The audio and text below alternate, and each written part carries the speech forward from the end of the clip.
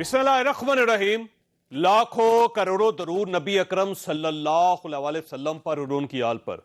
मुराद सईद इस वक्त वफाकी वजीर हैं। हम इनसे लाख इख्तलाफ करें, लेकिन आज कौमी असम्बली में इन्होंने बड़े पते की बात की और इनकी ये बात 100% दुरुस्त भी है। पाकिस्तान का नाम किसी भी इदारे के साथ लगा हो, वो तमाम के तमाम इदारे खसारे में, पाकिस्तान पोस्ट खसारे में, पाकिस्तान रेलवे खसारे में, पाकिस्तान स्टील मिल खसारे में, पाकिस्तान इंटरनेशनल एयरलाइन खसारे में। ये तमाम इदारे इन्होंने कहा कि प्राइवेटाइज कर दे। ये बिल्कुल ठीक कह रहे हैं। वाकई हमारे मुल्क का हर वो इदारा जो रियासत चला रही है वो खसारे में है।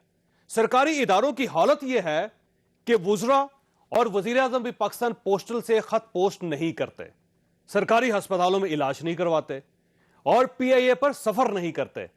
लेकिन सवाल यह है, ऐसा क्यों है? इसकी वजह हुकूमती इदारों के बारे में सियासी क़यादत की सियासी मुनाफकत है। हमारे लीडर्स के दो चेहरे होते हैं। ये जब अपोजिशन में होते हैं तो ये सरकारी इदारों की नीचकारी के खिलाफ सड़कों पर खड़े हो जाते हैं, लेकिन जब ये हुकूमत में आते हैं तो ये इन्हीं इदारों की फरोख्त का ऐलान कर देते हैं और माजी की हुकूमत जो उस वक्त तक अपोजिशन हो जाती है वो इदारों के तहफ़्फ़ुज़ में सड़कों पर खड़ी हो जाती है और यूं इदारों की कारकर्दगी मजीद नीचे और खसारा बढ़ता चला जाता है। आज पाकिस्तान तहरीक इंसाफ भी यही कर रही है। नून लीग की हुकूमत ने 2014 में पाकिस्तान स्टील मिल्स की नीचकारी का फैसला किया था तो उस वक्त इमरान खान और असद उमर वर्कर्स के साथ खड़े हो गए थे। ये स्टील मिल पाकिस्तान का सबसे बड़ा सासा जो आपसे हो रहा है वो हर जगह पाकिस्तान के कमजोर तबके से हो रहा है। ये स्टील मिल हम कैसे ठीक करेंगे? प्राइवेटाइज करके नहीं, मैनेजमेंट ठीक करके। जो सरकारी इदारे हैं बड़े बड़े PIA, रेलवे, स्टील मिल, बाडा, तबाह हाल हैं। मजदूरों की वजह से कोई इदारा खराब नहीं है और इंशाल्लाह आप देखेंगे वही मजदूर, वही मुलाजमीन जब उनको सही एनवायरनमेंट मिलेगा वो आपको प्रोडक्टिव काम करके भी दिखाएंगे। वो ये स्टील मिल को भी प्रॉफिटेबल करके दिखाएंगे, PIA को भी प्रॉफिटेबल करके दिखाएंगे। इंशाल्लाह ताला मजदूर भी खुश होगा और पाकिस्तान के ऊपर जो खसारा हो रहा है ये भी खत्म होगा। लेकिन आज उसी इमरान खान ने स्टील मिल की निचकारी और 9,350 मुलाजमों को फारिग करने का फैसला कर लिया और यह वो सियासी तजाद है जिसकी वजह से हर वो इदारा तबाह हो गया जिसके साथ पाकिस्तान का लफ्ज आता है। ऐसा क्यों होता है और यह कब तक होता रहेगा? यह हमारा आज का इशू होगा। और कोरोना के मरीजों की तादाद 1,14,000 हो गई, लेकिन हुकूमत ने WHO की सिफारिशात मानने से इनकार कर दिया। हम इस पर भी बात करेंगे, हमारे साथ रहिएगा। प्रोग्राम में दोबारा खुशामदीद। हमारे साथ तशरीफ रखते हैं सदाकत अली अबाई साहब, पाकिस्तान तहरीक इंसाफ के साथ इनका ताल्लुक है। सैयद आगा रफ़ीउल्लाह साहब हमारे साथ तशरीफ रखते हैं, पाकिस्तान पीपल्स पार्टी के साथ इनका ताल्लुक है। और बैरिस्टर मोहसिन शाह नवाज रांझा साहब हमारे साथ तशरीफ रखते हैं, पाकिस्तान मुस्लिम लीग नून के साथ इनका ताल्लुक है। अबाई साहब, ये जो स्टील मिल का इशू है ज़ाहिर है गंभीर होता चला जा रहा है, फैलता चला जा रहा है। ज़ाहिर है 9,500 मुलाजमीन का इशू है और लोग इस वक्त सड़कों पर और उनको ज़ाहिर सियासी जमातें भी इस वक्त सपोर्ट कर रही हैं। तो 2014 में आप उनके हर जलसे में जाते थे और उस वक्त इमरान खान साहब और असद उमर साहब ये कहते थे कि जब हम आएंगे तो हमारे पास फार्मूला जिससे हम स्टील मिल को चलाएंगे और कोई मुलाजम फारिग नहीं होगा। या तो आपका वो मौक़िफ़ गलत था या फिर आपको अंदाजा नहीं था कि स्टील मिल है क्या, या फिर आज आप गलत कर रहे हैं। सिर्फ कुछ ना कुछ तो गलती है कहीं ना कहीं। सब बहुत शुक्रिया, बड़ा अच्छा आपने इंट्रो दिया। जो आपने 2014 की बात की तब हम सही थे, आज भी हम सही है। हालात तब और थे, अब आज हालात ये हैं। हालात को क्या उस वक्त ये था कि वो स्टील मिल 100 अरब रुपए के खसारे में थी। तो आज कितने? उसके बाद मुस्लिम लीग नून की जो बादशाही दौर आया तो 450 अरब के खसारे में। जब ये पीपल्स पार्टी ने ली तो उस वक्त कोई 10 अरब के प्रॉफिट में थी। ये आपको पता है इन्होंने। आप उस वैसे खसारे की बात नहीं करते थे, आप मैनेजमेंट की बात करते थे। आप ये कहते थे कि मैनेजमेंट का फार्मूला हमारे पास है, आपके बंद हम मिल को चला लेंगे। उस वक्त बंद हो गई थी। सुने ना, पहली बात मैं आपको जो वजह बता रहा हूँ कि जब मुशर्रफ साहब के दौर में 10 अरब उसके अकाउंट में पड़ा था, पीपल्स पार्टी आती है, तमाम जाले उसमें भर्ती हो जाते हैं और वो 200 अरब का नुकसान, 100 अरब का नुकसान और 100 अरब का कर्जा लेती है। उसके बाद मुस्लिम लीग नून का शाहाना दौर आता है और लोग भर्ती होते हैं, चाचे मामे सारे। जो इन्होंने तो बंद कर दी थी 2015 में बंद किए। उसका नुकसान आखिर में 450 अरब का है। आज उस नुकसान को फाइनेंस करना اور اس سارے معاملے کو چلانا اور 9,500 ملازمین کو تنخواہ آپ کے اور میرے ٹیکس سے دینا اور ہمیں بجلی اور گیس اور باقی چیزوں سے محروم کرنا۔ آپ کی بات کو میں اتفاق کرتا ہوں، آپ ٹھیک فرمایا آپ نے، لیکن اب سوال یہ ہے کہ یہ وہی جالے تھے ورکرز جن کے پیچھے کھڑے ہو کر آپ نے کہا تھا کہ ان میں سے کوئی آدمی فارغ نہیں ہوگا۔ دیکھیں اگر وہ غلط ہے بھرتی کی تو آپ کہتے ہیں کہ یہ غلط بھرتی ہوئے ہیں، میں ان کے ساتھ نہیں کھڑا ہوتا۔ چوہدری صاحب میں کہہ رہا ہوں کہ اگر آج کے ہمیں اپنی بات واپس بھی لینا پڑ رہی ہے نا تو قومی مفاد میں ہماری سیاسی انا کوئی بڑی بات نہیں۔ آج ہمیں اس بات کا مطلب اگر ہم اپنی پہلے ہم نے کہا تھا کہ اس کو بحال کریں، آج ہم کہہ رہے ہیں کہ بحال نہیں ہو رہی، تو اس میں کوئی سیاسی انا نہیں ہے، ملک کے جو مفاد ہے ہم نہیں چاہیں گے۔ آپ کو معذرت کر لینی چاہیے کہ ہمارا غلط ہے۔ کس بات کی معذرت؟ میں تو کہہ رہا ہوں اس وقت تو حالات ہی اور تھے، آج حالات بدل گئے۔ صرف سٹیل مل کیوں سر؟ پی آئی اے کا روزانہ کا خسارہ جو ہے وہ 11 کروڑ روپے ہے سر، روز کا 11 کروڑ، آپ اس کو بھی بھیجتے؟ نہیں دیکھیں، پی آئی اے کو بھی اگر آئیڈیلی اس وقت ایک اور بات بھی تھی، ایک میں بات بول رہا ہوں، مسلم لیگ نون اگر کوئی چیز پرائیویٹائز کرتی ہے تو آپ کو پتا ہے ان کا تو یہ ہے کہ یہ تو جو ان کے 18 کے ملازم 1000 کی تنخواہ کے ملازم ہیں نا، ان کے بھی اکاؤنٹ میں 4.5 5 ان کا ذاتی مفاد ہوگا، ان کا آپ کا ذاتی مفاد کوئی نہیں ہے۔ نہیں، ہمارا مفاد اگر ہوگا تو یہاں عبدالرزاق داؤد صاحب تو ذرا اس کا تعلق پارٹی کے ساتھ ہوتا نہیں ہے، الزام لگائیں، اور جو ان کے سی اوز ہے اس وقت ان کا عمران خان کے ساتھ کوئی تعلق نہیں۔ یہ سارے وہ مفروضے ہیں جو مفروضے ہیں، اگر کسی پہ کوئی کیس ہے، عدالتی معاملہ ہے، کوئی ڈاکومنٹس ہیں تو لے کے جائیں۔ ہم کبھی عدالتوں کو، نیب کو، جے آئی ٹیز کو برا نہیں کہیں گے، اور اگر ہمارے کسی بندے کو سزا ہوتی ہے ہم کبھی مجھے کیوں نکالا کی تحریک بھی نہیں چلائیں گے۔ آغا صاحب مسئلہ یہ ہے کہ جب 35 کروڑ روپے صرف ملازمین کو تنخواہیں دینی پڑیں گی اور سر 80 ارب روپے کا گیس کا بل آ جائے گا، ایک مل بند ہوگی، چلے گی نہیں، تو گورنمنٹ کے پاس کیا آپشن بچتا تھا؟ بسم اللہ الرحمن الرحیم، بہت شکریہ چوئی صاحب۔ بات یہ ہے کہ میں آپ کو تھوڑا سا، آپ نے بڑی ایک بہترین صحافت کے حوالے سے ان سے کوشچن کیے جو اس پہ صداقت عباسی صاحب ویسے ابھی آپ سے بھی میں کروں گا آنسر نہیں دے سکے، اور مجھے بڑی خوشی ہوگی۔ دیکھیں، میں ایک بات آپ کو بتا دوں کہ جمہوریت کا ایک ستون ہے میڈیا، صحافت، اور اس پر ہمارا سیاسی طور پر یہ ایمان ہے کہ اگر آپ نہیں ہوں گے تو جمہوریت اصل روح میں آ بھی نہیں سکتی۔ تو اس میں تو ہمیں بہت زیادہ خوشی ہوگی ہر کوئسچن پر اور ہر رہنمائی پر، ہر ڈائریکشن ہماری سیدھی کرنے پر۔ چل نہیں رہی، 35 کروڑ روپے میں آ رہا ہوں، تو اس کو گورنمنٹ کے اوپر کیوں لاد دیا جائے؟ میں آ رہا ہوں اس پر۔ دیکھیں بات یہ ہے، یہ انہوں نے کہا کہ ہمارے دور میں مشرف کے بعد اگر یہ آن ریکارڈ ہے، اگر ہم نے بندے اس میں اور بھرتی کیے ہوں اسٹیل مل میں، تو پھر بالکل میں آپ کو ریکارڈ پہ کہہ رہا ہوں، جس طرح ان کے اسد عمر صاحب نے کہا تھا نا کہ یہ ریکارڈ کر لو، میں ریکارڈ پر کہہ رہا ہوں کہ یہ بندے اگر بھرتی ہونے سے مل خراب ہوئے تو وہ مشرف دور میں بھرتی ہوئے ہیں، اور اس کا آج وجہ کیا ہے سر کہ جب 10 ارب روپے ایک فائدہ دے رہی تھی، جو یہ آپ کی گورنمنٹ آئی تو وہ نقصان میں ہوگی، تو آج نیشنل اسمبلی کے اوپر جام عبد الکریم صاحب نے، منسٹر بھی اس وقت کے، جو اس وقت بابر غوری صاحب ان کے بابر غوری صاحب، ہاں، اور آج ان کے الائنس ہے، وہ آج ان کے ساتھ بیٹھے ہوئے ہیں، یہ انہی لوگوں کی بھرتی کیے ہوئے لوگ، اگر بھرتی کرنے سے لوگ خراب ہو رہے تھے یا اسٹیل مل خراب، تو بھرتی تو انہوں نے کی۔ پھر ان کے منہ پہ ایسے چالے آتے ہیں، ان کے منہ پہ چودھری صاحب ایسے چالے آتے ہیں کہ ایک بھی ڈکٹیٹر کا نام لیتے ہوئے ان کے منہ پہ چالے آتے ہیں، لیکن ہر اس جمہوری حکومت کی مخالفت کریں گے جنہوں نے عوام کے حق میں فیصلے کیے، جنہوں نے عوام کے لیے بات کی۔ اچھا، اگر مثال کے طور پہ یہ کہہ رہے ہیں کہ اس ٹائم بھی صحیح تھے اور آج بھی صحیح ہے، تو پھر مجھے یہ بتائیں یہ صادق اور امین کس کو کہتے ہیں؟ یہ صادق اور امین کا لفظ کن لوگوں کے لیے چوز کیا ہے، کن لوگوں کے لیے آئین میں ڈالا گیا ہے؟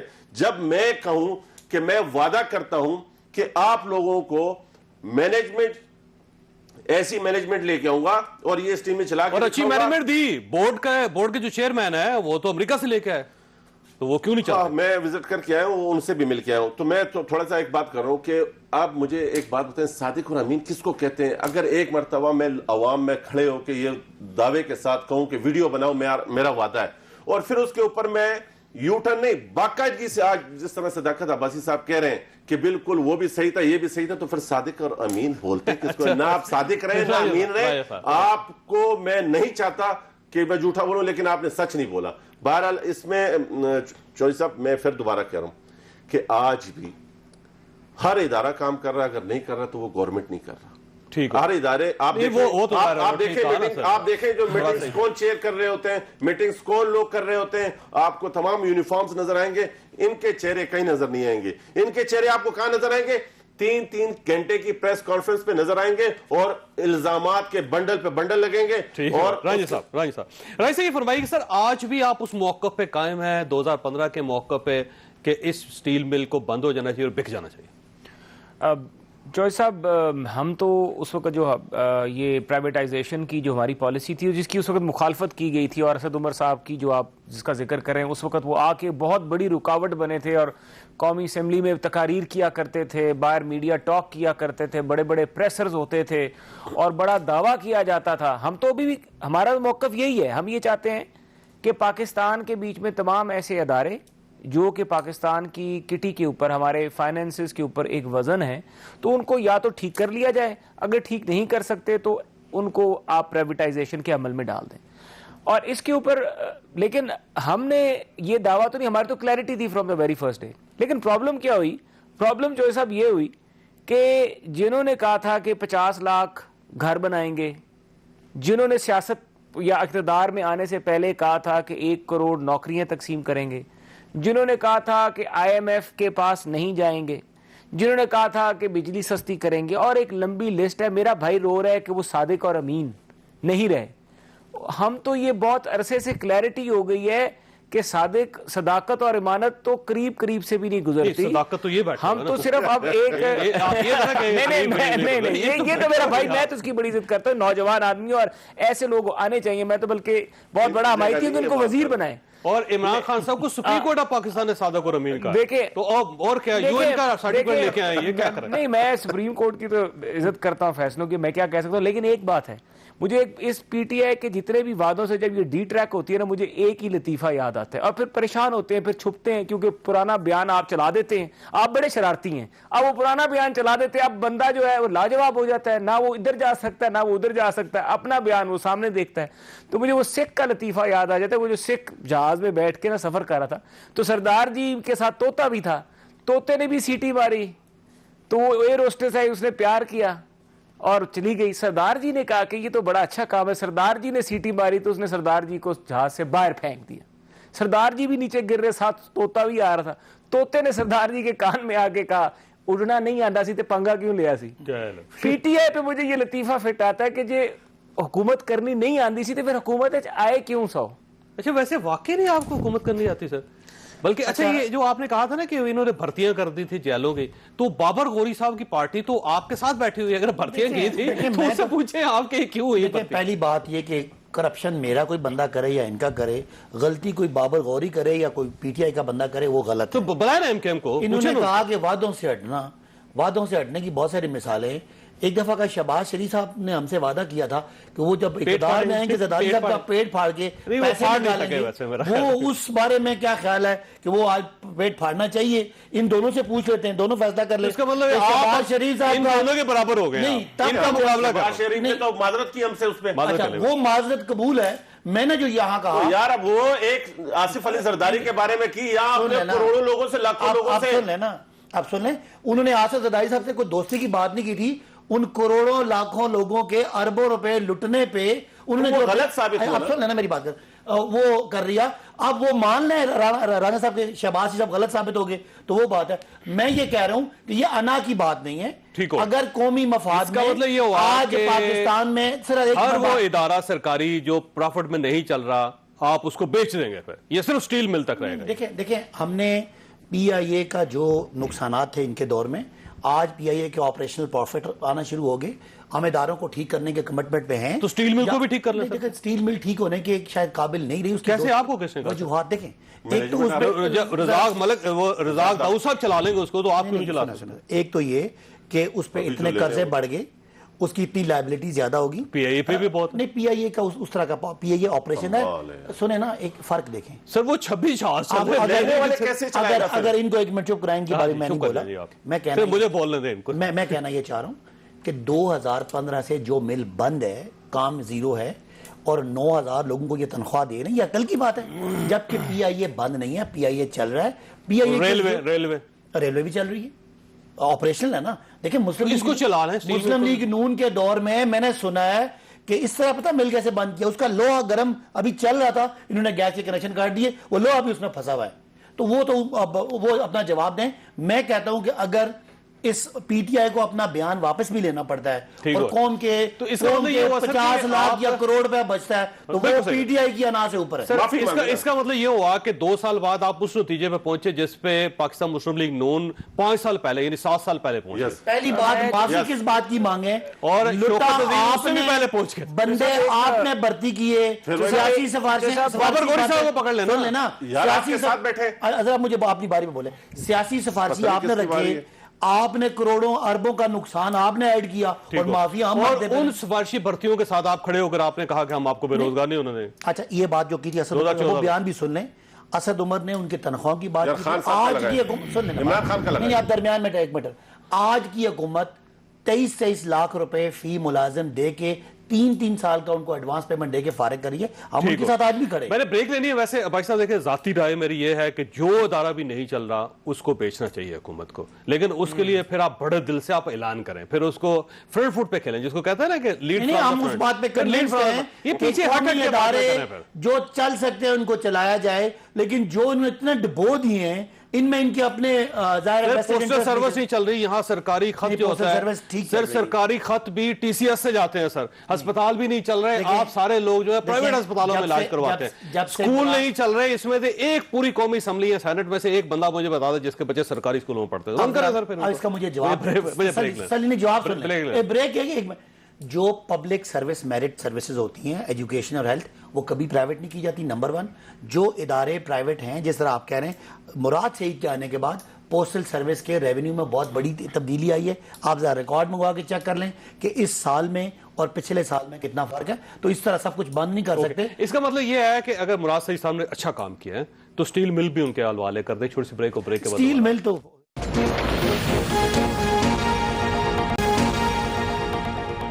پروگرام میں دوبارہ خوش آمدید. آغا صاحب یہ ایک تصور ہے, خیال ہے لوگوں کا کہ کیونکہ اس میں زیادہ تر ورکرز جو سٹیل مل کے اندر ہیں ان کا تعلق پاکستان پیپلز پارٹی کے ساتھ ہے اور بڑی سٹرانگ یونین تھی پاکستان پیپلز پارٹی کے وہاں پہ, اور اس کے بعد جو باقی ورکرز بچتے ہیں ان کا تعلق ایم کے ایم کے ساتھ ہے. آپ اس لیے پروٹیکٹ کرنا چاہتے ہیں کہ آپ کی پارٹی کے ورکر ہے بس. تو اس ٹائم سی بی اے جو موجودہ اس ٹائم سی بی اے ہے وہ ہے پاکستان تحریک انصاف کی, اور یونین ٹریڈ یونین جی جو باقاعدہ الیکشن کر کے آئے ہیں, اور ان کے ان جھوٹے اور کھوکھلے وعدوں پر جس طرح آج صداقت اچھی بات ہے سر, انہوں نے کوئی پرواہ نہیں کی اپنے لوگوں کی بھی.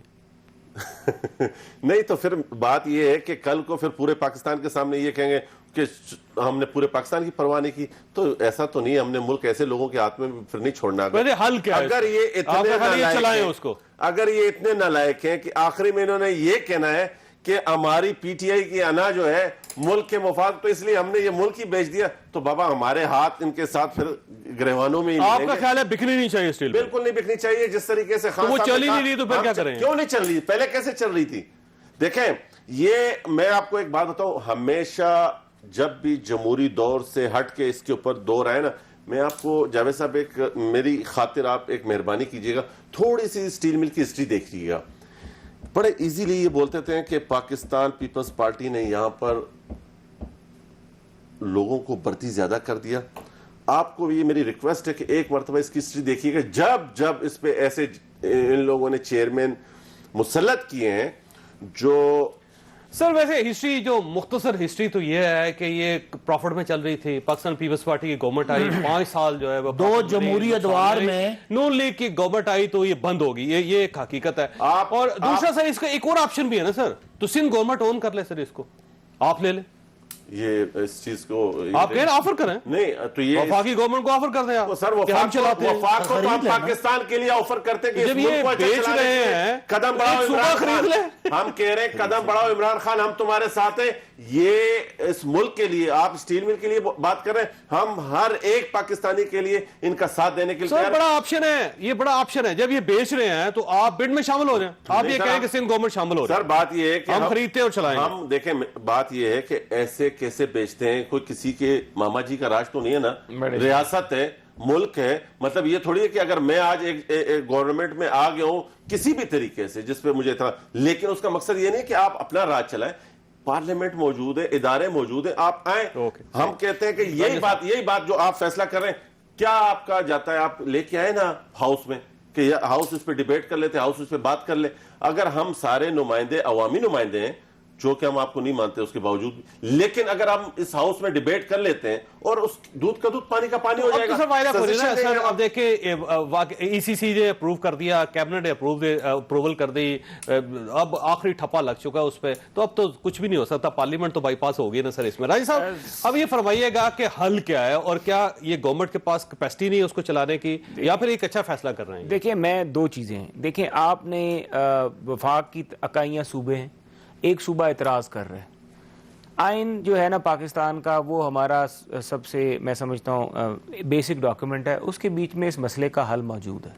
یہ کیا کریں, یہ مشترکہ مفادات کا اجلاس بلائیں. اس اجلاس کے بیچ میں جو فیڈرل لیجسلیٹو لسٹ کا جو انٹری نمبر 2 ہے, اس کے مطابق یہ ایک انڈسٹری ہے, اور انڈسٹری جو ہے یہ مشترکہ مسئلہ ہے. اور یہ آرٹیکل 154 میں لکھا ہوا ہے کہ جو فیڈرل لیجسلیٹو لسٹ 2 کے اندر چیزیں ہیں, یہ چیزیں جو ہے مشترکہ مفادات کونسل اس کے اوپر اپنی میٹنگ کرے گی اور فیصلہ دے گی. اچھا اگر مان لیا کہ فیصلہ سندھ کے حق میں نہیں ہوتا, مشترکہ مفادات کونسل فیصلہ کرتی ہے, یہ اگریوڈ صوبہ ہے, اسی میں لکھا ہوا ہے کہ جس صوبے کا گریونس ہوگا وہ اپنا معاملہ کیس لے کے جائے گا مجلس شورا میں. مجلس شورا میں کون ہوگا؟ سینٹ کی ساری تعداد اور قومی اسمبلی, اور جو وہ فیصلہ کرے گی وہ بائنڈنگ ہوگا. اس کو ایک جمہوری شکل مل جائے گی اور ایک آئینی اس کو ایک برتری حاصل ہوگی, اور وہ فیصلہ ہوگا جس پہ کوئی بھی اعتراض کرنے کی حیثیت سے نہیں ہوگا. ٹھیک ہوگا. آپ کا خیال ہے پارلیمنٹ نے پارلیمنٹ کو فیصلہ کرنا چاہیے؟ بہتر طریقہ یہ ہے. اور دوسری بات یہ ہے, میں اس پہ یہ کہوں گا کہ ایک تو یہ کریں, کیونکہ پی ٹی آئی والوں کو میں ہمیشہ سمجھاتا ہوں کہ جس طرح یہ ہر معاملے میں غیر آئینی قدم اٹھا جاتے ہیں, پھر عدالتوں میں کام خراب ہوتا ہے. میں ان کو بھی بتا رہا ہوں کہ یہ معاملہ بھی عدالت میں چیلنج ہونا ہے. ہو گیا ویسے, ہو گیا ہے. اس کو آئینی طریقے سے کر لیں, مشترکہ مفادات کا بلائیں, اور پھر اگر یہ کرنے کے بعد پھر میں کہوں گا, میں ویسے میری اپنی ذاتی رائے, یہ میری شاید جماعت اب کے اوپر ابھی ہم نے مشاورت نہیں کی, لیکن میری رائے کہ اس کو پرائیویٹائز ہو جانا چاہیے. بالکل صحیح, اچھی بات, ٹھیک ہے. لیکن میں یہ چاہتا ہوں کہ اس کی اگر پرائیویٹائزیشن ہم نے کرنی ہے تو جو مزدور ہیں جو وہاں پہ کام کریں, ایک تو ہم ان کو سیکیور کریں زیادہ سے زیادہ جتنا ہم سیکیور کر سکتے ہیں, اور ہمیں انٹرنیشنل سٹینڈرڈز فالو کرنے چاہیے. دوسری بات, اس پروسیس کو ٹرانسپیرنٹ رکھیں. 23 ارب روپے تو ابھی بھی دے رہی ہے گورنمنٹ. 23 ارب دے رہی ہے, ٹھیک ہے, کچھ اور دے دیں. باہر بھی اس طرح جو ہے پرائیویٹائزیشن ہوتی ہے اور ادارے لیے جاتے ہیں, پھر ان کو پرائیویٹائز کیا جاتا ہے, تو مزدوروں کو بڑے ان کے رائٹس ہوتے ہیں, ان کو بڑی کمپنسیشن بڑی اچھی خاصی ملتی ہے. آپ کمپنسیشن دے دیں بجائے کہ خسارہ اتنے اربوں کا. لیکن ساتھ میں دوسری بات, اور خدا رہا میں یہ کہوں گا کہ پلیز اس پروسیس کو شفاف رکھیں. اس میں نہ کوئی اپنا دوست لے آئیں, نہ کوئی اپنا فنانسر لے آئیں جس کو یہ مل بیچ دی جائے. یہ مل ایک بڈنگ کے تھرو بیچی جائے, انٹرنیشنل بڈ کریں, جو بھی انٹرسٹڈ پارٹی جو ہائیسٹ بڈر وہ مل لے لیں. بالکل ٹھیک. اچھا بھائی صاحب, بڑا سادہ سوال آپ سے کہ یہ آپ پارلیمنٹ کو کیوں بائی پاس کر دیتے ہیں؟ کرونا ہوتا ہے, وہاں پہ ڈسکس نہیں کرتے. یہ اسٹیل مل کا ایشو ہے, بڑا ایشو ہے, پورے پاکستان کا ایشو ہے. ملازمین اب ہائی کورٹ چلے گئے ہیں, اور آپ ہی کی پارٹی کے ملازمین ہیں جو ہزارے, آپ کی یونین ہے, آپ کی یونین آپ کی پارٹی کے خلاف, آپ کی حکومت کے خلاف ہائی کورٹ چلے گی. تو آپ اس کو لے آئیں سر, قومی اسمبلی میں پیش کریں, سینٹ میں پیش کریں. مسئلہ تو آپ نے کہا کرونا ڈسکس نہیں ہوا, تو کرونا کے پہ باقاعدہ اجلاس ہوا اور ڈسکس ہوا. دوسری بات کہ پارلیمنٹ کی نمائندگی کرتے ہیں اسد عمر صاحب, اور جو این سی او سی کو چلا رہے ہیں اسد عمر صاحب چلا رہے ہیں, اس میں تمام صوبوں کی نمائندگی بھی ہے, وہ بھی پارلیمنٹ کی نمائندگی ہے. ایک نمائندگی وہ میں ایک تھوڑی سی سر, پارلیمنٹ کی نمائندگی نہیں وہ کرتے, وہ حکومت کی نمائندگی. نہیں, حکومت پارلیمنٹ لیجسلیچر ہے. چلے سنیں, پارلیمنٹ کی نمائندگی وہ نہیں کرتے. اسد عمر صاحب حکومت میں پارلیمنٹ کی وجہ سے گئے نا, ایم این اے ہیں, حکومت نے ایگزیکٹو چلانی ہے, تو ایگزیکٹو کو پارلیمنٹ نہیں بھیجا نا. تو میں یہ کہتا ہوں کہ وہ اس کے بعد میاں شہباز شریف ہے, بلاول بھٹو ہے, سارے ہیں, وہ بھی پارلیمنٹ کی نمائندگی کر لیں ان کو بھی. نہیں, اگر آپ مجھے سارا بات کرنے دیں, میں کہنا یہ چاہ رہا ہوں, لیکن آپ بات تو اس طرح کریں, آپ کیونکہ استاذ ہیں, آپ کے منہ سے ایسی بات اچھی نہیں لگتی. آغا صاحب آپ نے بات کی, آپ نے کتنی کچھ الٹی سیدھی باتیں کی, میں نے سنی نا. اب میری باری پہ بات, میں کہنا یہ چاہ رہا ہوں کہ اسد عمر صاحب پارلیمنٹ کی نمائندگی کرتے ہیں, نمبر 1. نمبر 2, جو آپ نے کہا کہ جی اس کو اسٹیل مل کو, تو میں کہہ رہا ہوں یہ وہ لوگ ہیں جو نہ چلا سکے اور نہ بیچ سکے, یعنی انہوں نے مشرف کے دور میں 10 ارب کے منافع والی کو 450 ارب کے نقصان پہ لے جا کے آج اگر ہم ویسے آپ کی مخالفت کی وجہ سے نہیں بکی تھی سر وہ جب شوکت عزیز کا ایشو تھا نا آپ کو یاد کریں 2007 میں یہ کہہ رہا ہوں پی ٹی آئی تو سب سے پہلے باہر نکلی اس وقت کے حالات میں اور آج کے حالات میں فرق ہے. جو معیشت پہ قرضے ہیں, جو ان کی قسطیں ہیں, جو لوٹ مار کے سارے بازار گرم رہے, آج کے حالات میں پی ٹی آئی نے آپ ہمارے پاس 4000 ارب اکٹھا ہوتا ہے, ہم 2500 ارب صوبوں کو دیتے ہیں, اس کے بعد 2700 ارب کی ڈیٹ سروسنگ کرتے ہیں, تو ہم -700 سے ہمارا بجٹ شروع ہوتا ہے. ماضی کی کسی حکومت کو یہ پریشانی نہیں تھی. آج اگر ہم سٹیل مل کو بھی دیں گے تو آپ کے لیے, اپنے لیے اور اپنے بچوں کے لیے کیا بچے گا؟ 1100 ارب روپے کا آپ کو قومی ادارے کھا جاتے ہیں. 1100 ارب روپے 1100 ارب قومی ادارے کھا جاتے ہیں, سب کو بیچے نا. 2700 ارب ان کے لیے ہوئے قرضوں کی قسطیں چلی جاتی ہیں. آپ مجھے بتائیں قوم کا ٹیکس کلیکشن 4000 ہے. ویسے یہ جو 14000 قرضہ ہم نے لیا ہے وہ بھی تو کسی نے قسطیں دینی ہے نا سر کل کو. 14000 جو ہم نے قرضہ لیا ہے, 2 سال آپ مجھ سے ایک پروگرام رکھ لیں, کیا وہ قرضہ اس میں بڑی رقم جو ہے وہ ان کے قرضوں کی قسطوں کی ہے؟ سر قسطوں کے لیے تو نہیں قرضہ لیا جا سکتا ہے نا, قرضہ ادا کرنے کے لیے قرضہ نہیں لیا جاتا سر بھائی صاحب. آپ نے سوال کیا, میں جواب دیتا ہوں. بالکل. جو آپ کی آمدنی ہوتی ہے, جو سب قرضوں کا جو سود ہوتا ہے اس آمدنی سے جاتا ہے. لہذا میں اس یہ فرمائیے کہ سر سبجیکٹ کو سمجھتا ہوں, اس لیے بات کر رہا ہوں کہ اگر 2700 ارب روپیہ ڈیٹ سروسنگ ہے, اس کا ایک پائی پیسہ ہم نے نہیں لیا ہوا. ٹھیک ہو. اب جو 14000 ہم نے قرضہ لیا, ایک مختصر جواب آپ سے کہ یہ جو سٹیل مل کا سر جو فروخت ہوگی, اس میں کہیں عمران خان صاحب کے کسی دوست کو فائدہ تو نہیں ہو جائے گا؟ دیکھیں جو رانا صاحب نے بات کی, بڑی قومی بات انہوں نے کی ہے, میں ان کی بات سے 100% متفق ہوں کہ بالکل شفاف ہونا چاہیے. کسی دوست کو جس طرح ماضی میں کرونیز کے ساتھ ڈیل ہوتا رہا, بالکل نہیں ہونا چاہیے. اگر ایسی بات ہے تو بالکل ان کا پوائنٹ آف ویو. سر یہ نہ ہو کہ اس پہ بھی آپ کو معذرت کرنی پڑ جائے. مجھے بریک کریں, دیکھیں آپ پی ٹی آئی کو کم از کم اس کھاتے میں نہیں پڑھیں. پروگرام میں دوبارہ خوش آمدید. خاصت اگر کرونا کے ٹرینڈز دیکھیں تو وہ بڑے دلچسپ ہیں کہ کرونا میں جو مریض ٹھیک ہو رہے ہیں وہ سب سے زیادہ جو پہلے نمبر پہ مریض جہاں پہ ٹھیک ہوئے ریکور کر رہے ہیں وہ گلگت بلتستان ہے. وہاں پہ 63% لوگ جو ہیں وہ بہتر ہوئے. آزاد کشمیر جو 48%, سندھ جو ہے 48%, بلوچستان 35%, خیبر پختونخوا میں 25%, پنجاب کے اندر 19% اور اسلام آباد کے اندر 14%. یعنی کہ جہاں جہاں پاکستان تحریک انصاف کی گورنمنٹ نہیں ہے, انفارچونیٹلی وہاں پہ کرونا زیادہ بہتر کنٹرول ہو رہا ہے. اور جہاں جہاں پاکستان تحریک انصاف کی گورنمنٹ ہے, یہ جو فگرز ہیں وہ یہ بتا رہے ہیں کہ وہاں کے اندر جو ریکوری ریٹ ہے وہ بھی بہت کم ہے. تو ظاہر ہے فگرز تو جھوٹ نہیں بولتے, لہٰذا میرا خیال یہ ہے کہ حکومت کو ان کے اوپر توجہ دینی پڑے گی. یہ بتائیے رانجھا صاحب کہ بیسیکلی کرونا جو ہے جس تیزی سے پھیلتا چلا جا رہا ہے یہ واقعی الارم بج رہا ہے, اور پچھلے 9 دن کے اندر 14000 مریض اضافہ ہو گیا ہے. ظاہر لاکھ مریض ہو چکے ہیں اس وقت پاکستان کے اندر. تو گورنمنٹ کو اس وقت یا پوری سوسائٹی کو کرنا کیا چاہیے؟ سر میں چوہے صاحب یقین مانیے مجھے بہت افسوس ہوتا ہے, اور میں اپنے حلقے کی آپ کو صورتحال بتاتا ہوں, اور میں یقین کریں آپ کے اس پروگرام کے تصوف سے میں نے کبھی بہت کم ہو کہ میں زندگی میں ہاتھ جوڑوں. اللہ اپنی ذات کے علاوہ نہ کسی آگے ہاتھ جوڑنے والا بنائے اور نہ کرے, لیکن میں جب تکلیف کا اندازہ کرتا ہوں میں یہ ہاتھ جوڑ کے کہتا ہوں پاکستان کی قوم سے کہ خدا کا واسطہ احتیاط کریں اور اس بیماری کو سیریسلی لیں. کرونا ایک مرض ہے, یہ حقیقت ہے, اور اب اس کا پھیلاؤ شہروں میں تو میں دیکھ رہا ہوں ہیلتھ سسٹم چوک ہو چکے ہیں, اور جتنے لاپرواہ لوگ ہمارے دیہاتوں میں ہیں جو کہتے ہیں کہ کرونا ہے ہی نہیں.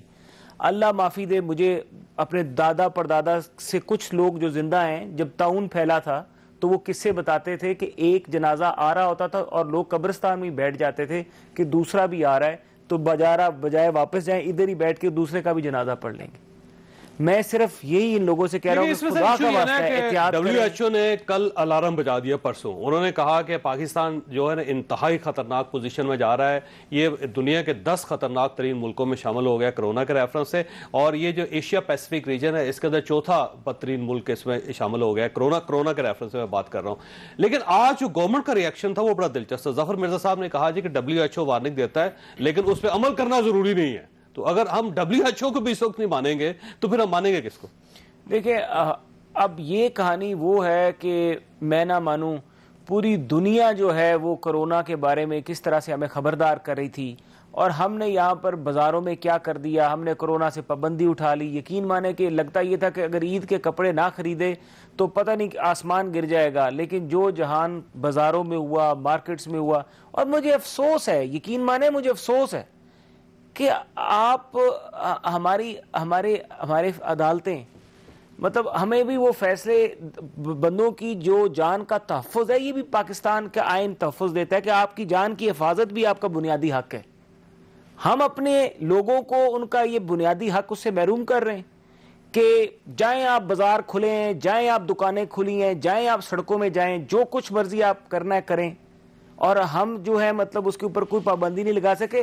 دیکھیں آپ یہ دیکھیں جب پارلیمنٹ کام نہیں کرے گی تو سپریم کورٹ آف پاکستان کو کرنا پڑے گا، وہی تو ہم کہہ رہے ہیں، ججز کے پاس جانا پڑے گا.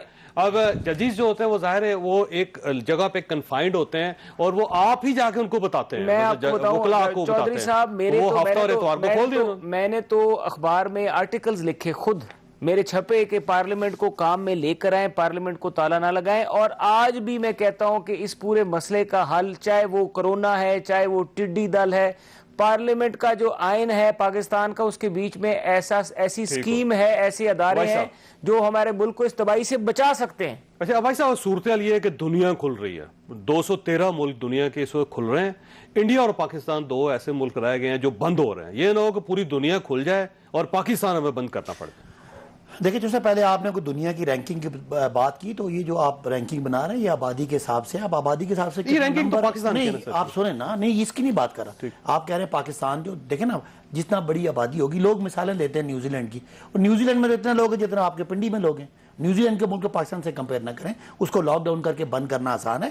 دیکھیں WHO ہو گیا، ہیلتھ کے نیوزی لینڈ کو پوری دنیا مان رہی ہے. نہیں مان رہی ہے نا، اس لیے کہ وہاں 45 لاکھ لوگ ہیں اور ہمارے ہاں $GDP پر کیپٹا $1400 ہے. اس پورے ریجن میں کیرلا پہلی سٹیٹ تھی جس نے $42,000 کی GDP ہے. چوہے صاحب وہ کر سکتے ہیں، ہم نہیں کر سکتے.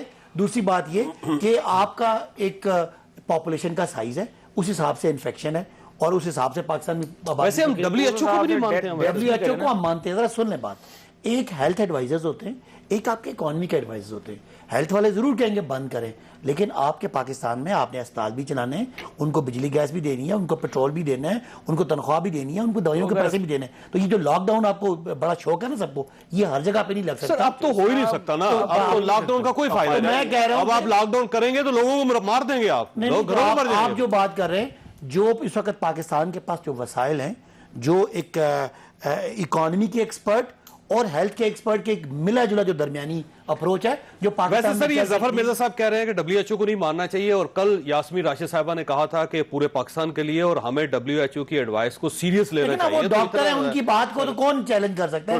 لیکن پاکستان میں ڈاکٹرز کی اور اکانومی کے ایکسپرٹ کی مکس کر کے ہم نے ڈیسیژن کرنا ہے. سارا بند کر کے تو آپ بند کر دینا. ظفر صاحب ڈاکٹر نہیں، سندھ والے بند کر دیں، بند کر دینا. آپ وہ کہہ رہے ہیں کہ لوگ بھوک سے مر جائیں گے. یہ ظفر صاحب ڈاکٹر نہیں، پہلے میں اپنا لکھتے تو ہیں ڈاکٹر اپنے ساتھ. نہیں دیکھیں آپ کو بات سمجھ نہیں آ رہی. میں کیا کہہ رہا ہوں کہ پاکستان نے جو ان کو جواب دیا، وہ ظفر صاحب نے جواب نہیں دیا، وہ پاکستان کی گورنمنٹ نے جواب دیا کہ ہمیں جو ہیلتھ ایڈوائزری ہے وہ اچھا ایک منٹ، وہ جو بند کر دو نا. ایک منٹ، پنجاب کی جو ہیلتھ منسٹر ہے وہ گورنمنٹ نہیں ہے، وہ ڈاکٹر ہے. یہ والا جواب دے تو یہ کہتے ہیں کہ ڈاکٹر نے نہیں، 1 کروڑ 22 لاکھ لوگوں کو پیسے دیے. دونوں کی ایک ہی پوزیشن ہے. وہ advisor to health prime minister ہے اور وہ ہیلتھ منسٹر صاحبہ. ویسے بھائی صاحب ایسے ایک بات دیکھیں صحیح کہہ رہے ہیں، وہ کہہ رہے ہیں کہ اگر آپ کو آپ ڈس ایگری کر رہے ہیں تو زیادتی ہو جائے گی، تو آپ بند کر دیں. چودھری صاحب زیادتی ہو جائے گی. دیکھیں بالکل ان کے اس پہ آ رہا ہوں. ہم نے بند کیا. جواب میں کیا ہے؟ ہم نے جا کے علماء کرام کے ہاتھ پاؤں جوڑے کہ مہربانی کریں اور اللہ پاک ان کو اس کا اجر دے. انہوں نے ہماری سپورٹ کی، انہوں نے لوگوں کو سمجھایا کہ یہ وبا ہے، احادیث سنائی اور حوالے دیے، اور ہم نے بڑی مشکل سے ایک ایڈوائزری جاری کی کہ جی 5 لوگ مسجدوں میں ہوں گے. اس طریقے سے بات نہیں کرنے دے رہے نا. آپ کے پاس سولوشن ہے؟ میں بتا رہا ہوں. تو ہم نے وہ کمپلیٹ. تو پرائم منسٹر صاحب آپ پاکستان آتے ہیں ٹی وی پہ، وہ کہتے ہیں مسجدوں سے ہم کیسے اب مذہبی کارڈ کھیل رہے ہیں. منافقت. مذہبی کارڈ شروع کر بولا ہم لوگوں کو مسجد کیسے روکیں. اسٹینڈ تو ہم نے لیا نا. پھر اس کے بعد اب بات تو کرنے دینا، ان کی جگہ پہ پرائم منسٹر بات تو کرنے دینا، آپ لوگ نہیں کرنے دیں. تو پھر دیکھیں بیت اللہ شریف بند، مسجد نبوی بند، لیکن انہوں نے منافقت کرنی تھی کہ جی ہم مسجدوں سے کیسے لوگوں کو روکیں. بھائی بیت اللہ میں لوگوں کو بند کر پیپلز دیا. پارٹی فیل ہوگی کہ اپنی پالیسی. او یار مان لو نا یار. تو اب جب ویسے کرونا ایسی خوفناک تھی کہ نہ وہ سندھ دیکھ رہا ہے نہ ہم پنجاب جو دیکھ سمجھ چودھری رہے ہیں صاحب وہ میں آپ کو کرتے ایک ہیں. بات بتاؤں, اگر یہ ہماری بات اس سے مان لیتے, ہم 15 دن ایک اور 15 دن دوسرے, اگر ہم یہ لاک ڈاؤن اور ہمارے پیشنٹ کلیئر ہو جاتے, ہم اس کنڈیشن میں آج نہیں ہوتے. میں آج ایک آپ کو بات بتاؤں, میری آج ایک بہت اعلیٰ افسر سے سرگودا میں بات ہو رہی تھی, تو ندیم افضل چند صاحب کا بھی تعلق سرگودا سے الیکشن لڑا تھا. ان کا وہ جو مختارہ ہے نا, میری اطلاع کے مطابق مختارہ اس وقت وینٹیلیٹر پر ہے. اللہ کرم کرے. اللہ تعالیٰ اس کو صحت دے. مختارہ بھی بیچارہ وینٹیلیٹر میں مختارے نے بتا دیا تھا کہ پاکستان کی صورتحال کیا ہوگی. آپ یہ اور وہ مختارے والی بات آپ دیکھ پروگرام لیں. کا وقت ختم ہو گیا, میرے اجازت لینی, لیکن میں آپ کو دعوت دیتا ہوں عباسی صاحب کہ آپ ہر قسم کے حالات کا مقابلہ کر لیتے ہیں. میں یقین کریں, اور کسی جگہ پہ دیکھیں بیک فٹ پہ نہیں. اللہ آپ کے اہل خانہ کو اور کسی مصیبت سے محفوظ رکھے, اور خود کو محفوظ رکھے اور فاصلے پہ رکھیں. اللہ حافظ.